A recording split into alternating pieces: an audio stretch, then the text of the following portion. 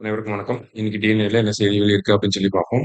First one பார்த்தீங்கன்னா, நாகமலை குன்றுகள் அப்படின்னு சொல்லி குடுத்துருக்காங்க. அதாவது தமிழ்நாட்டுல பல்லுயிர் பாரம்பரிய தலம் அப்படிங்கிறது 2022 இருந்து அனௌன்ஸ் பண்ணிட்டே வரோம். முதல்ல மதுரை மாவட்டத்துல இருக்கக்கூடிய அரிட்டாப்பட்டி, செகண்ட் வந்து பார்த்தீங்கன்னா, திண்டுக்கல்ல இருக்கக்கூடிய காசம்பட்டி, 3வதா வந்து பார்த்தீங்கன்னா, ஈரோட்ல இருக்கக்கூடிய ஏலத்தூர் ஏரி, 4வதா வந்து பார்த்தீங்கன்னா, நமக்கு வந்து இப்போ நாகமலை குன்றுகள் வந்து அ பல்லுயிர் பாரம்பரிய தலமாக அறிவிக்கப்பட்டிருக்கு.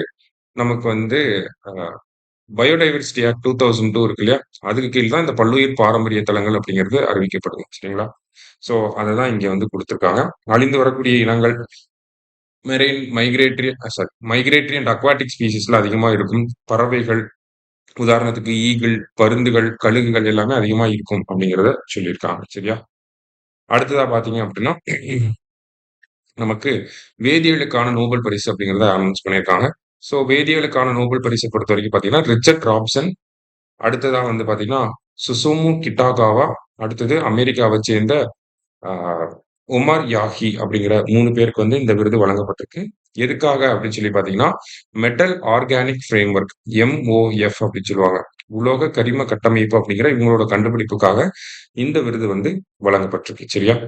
அடுத்ததா பார்த்தீங்கன்னா, இந்த விஷயம் என்ன மாதிரியான ஒரு அப்ளிகேஷன்ஸ்லாம் இருக்கு அப்படின்னு சொல்லி பார்த்தீங்கன்னா, பாலைவனத்தில காற்றுல இருந்து தண்ணீர எடுக்க, கிரீன் ஹவுஸ் கேஸஸ வந்து ட்ராப் பண்ணி வைக்க, அடுத்தது வந்து இந்த மீத்தேன் அந்த மாரியான கேஸஸ்லாம் ஸ்டோர் பண்ணி வைக்க, இந்த மாரியான விஷயங்களுக்கு பயன்படுது அப்படிங்கிறது சொல்லியிருக்காங்க. அடுத்தது பிரெயின் ஈட்டிங் அமீபா அப்படின்னு சொல்லியிருக்காங்க. பிரெயின் ஈட்டிங் அமீபான்னா, ஆ கேரளால இந்த நோய் வந்து அதிகமா பரவலா இருக்கு. அத வந்து PAM அப்படின்னு சொல்லுவாங்க. பிரைமரி அமீபிக் மெனிஞ்சோ என்செஃபலாட்டிஸ் அப்படின்னு சொல்லி சொல்லுவாங்க. ஸோ, பொதுவா பார்த்தீங்கன்னா, இந்த சுத்தமான நன்னீர் இருக்கக்கூடிய இடத்துல தான் வந்து இந்த அமீபாக்கள் வந்து இருக்கும். உப்பு தண்ணீல வந்து இருக்காது. ஸோ, நம்ம குளத்துல, ஸ்விம்மிங் பூல்ல எல்லாம் குளிக்கிறப்ப, நம்மளோட காது வழியா, இல்ல மூக்கு வழியா என்ன ஆகும்னா, இந்த பிரைமரி இந்த அமீபா வந்து நம்ம உடம்புக்குள்ள வந்து மூளையில இருக்கக்கூடிய டிஷ்யூக்கள வந்து அரிக்க ஆரம்பிச்சுரும். அதான் மூளையை தின்னும் அமீபாக்கள் அல்லது பிரெயின் ஈட்டிங் அமீபா அப்படின்னு சொல்லி சொல்றாங்க. ஸோ நம்ம இந்த வெளியில குளிக்கிறப்ப வந்து ரொம்ப கேர்ஃபுல்லா குளிக்கணும் அப்படிங்கிறது அதுக்காக தான் சொல்றாங்க. ஸோ இது வந்து நான் கம்யூனிகபிள் டிசீசஸ்ல வரக்கூடிய ஒரு விஷயம் தான். இதுக்கு சிகிச்சைய பொறுத்தவரைக்கும் பார்த்தீங்கன்னா, பெரிய அளவுல வந்து ஒரு டயக்னோசிஸ் ப்ரொசீஜர் அப்படிங்கிறது கிடையாது. இப்போதைக்கு வந்து ஆம்போடெரிசின் பி ஆம்ப் அப்படிங்கிற அந்த ஒரு மருந்த வச்சு தான் நமக்கு என்ன பண்ணிட்டு இருக்காங்கன்னா, ட்ரீட்மெண்ட் வந்து பண்ணிட்டு இருக்காங்க. ஸோ அதோட அறிகுறிகள் என்ன அப்படின்னா, இந்த அமீபா நம்ம உடம்புக்குள்ள வந்து ஒரு 10லேருந்து ஒரு 2 வாரத்துக்குள்ள என்ன ஆகும்னா, 10 நாட்கள்லேருந்து 2 வாரங்களுக்குள்ள என்ன ஆகும் அப்படின்னு சொல்லி பார்த்தீங்கன்னா, காய்ச்சல், தலைவலி, தலை சுத்துறது, வாந்தி இந்த மாதிரியான அ ஒரு நிலை வந்து ஏற்படும். அதேமாரி நரம்பு மண்டலமும் வந்து பாதிக்கப்படும் அப்படிங்கிறத சொல்றாங்க. சரியா? கடைசியா பிரம்மபுத்திரா நதிக்கு கீழ சுரங்கப்பாதை வந்து அசாம் அரசாங்கம் கட்டப் போறாங்க.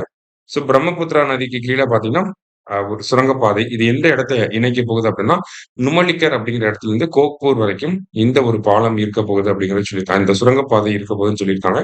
கிட்டத்தட்ட 33 கிலோமீட்டர் நீளத்துக்கும், அந்த பிரம்மபுத்திரா நதியிலிருந்து 32 மீட்டர் ஆழத்திலயும் இந்த ஒரு பாலம் அமைக்கப் போறாங்க. சரியா? ஸோ இன்னைக்கு முக்கியமான செய்திகள பார்த்துருக்கோம். நன்றி. சுரேஷ் IAS அகாடமி வெற்றியின் முகவரி.